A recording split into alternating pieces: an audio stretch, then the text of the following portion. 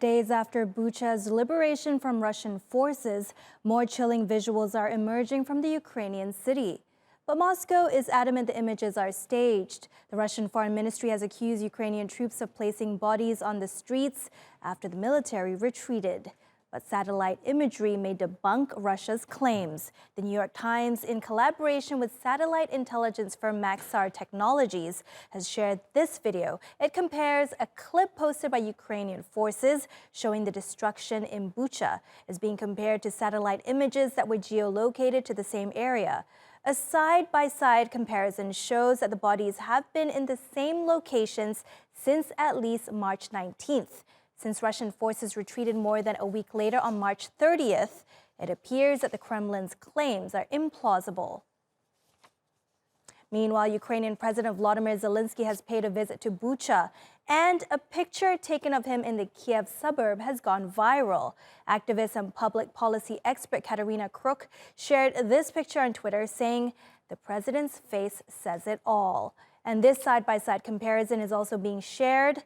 Journalist Katya Gorchinskaya says the picture on the left was taken on February 23rd, a day before the Russian incursion began.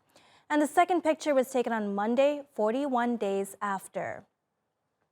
In contrast, some heartwarming footage has gone viral online of residents giving props to Ukrainian soldiers after liberating areas from Russian forces. Ukraine says it's regained control of the whole Kiev region. The Kremlin has portrayed the drawdown of its forces as a goodwill gesture amid peace talks. But Ukraine and its allies say Russian forces shifted focus to eastern Ukraine after suffering heavy losses near Kiev. More than a week after Ukrainian troops regained control of the Kiev suburb of Irpin, we're seeing clips being shared online of the heartfelt moment soldiers were reunited with their families.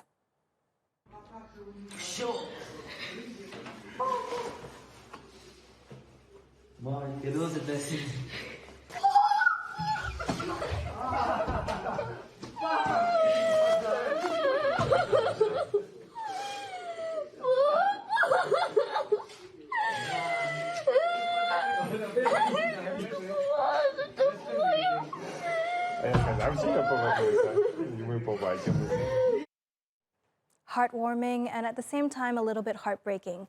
Now our next story, Twitter's shares soared nearly 25% on Monday after a filing revealed Elon Musk bought a 9% stake in the social media site.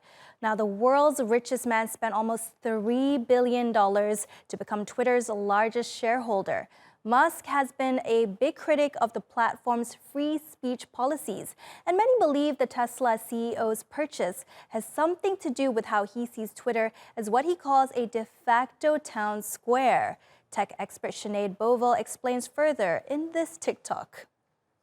Here's one thing that everybody's getting wrong. A few weeks ago, Elon Musk conducted this poll on whether Twitter's moderation policies infringe on free speech. And he specifically states the consequences of this poll will be important.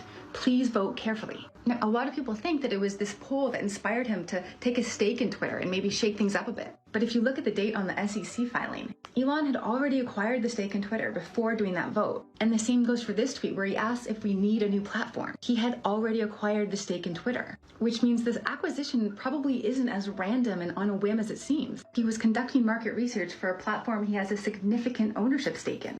Well, Musk wasn't kidding when he said his tweets would have consequences.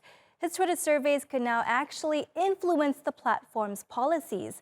Now, especially since the Tesla CEO has gained a spot on Twitter's board.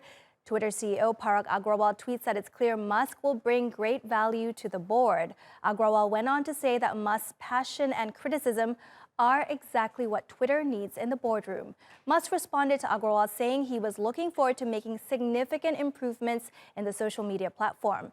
Many conservatives online have been celebrating the news, claiming that Musk will restore free speech on Twitter.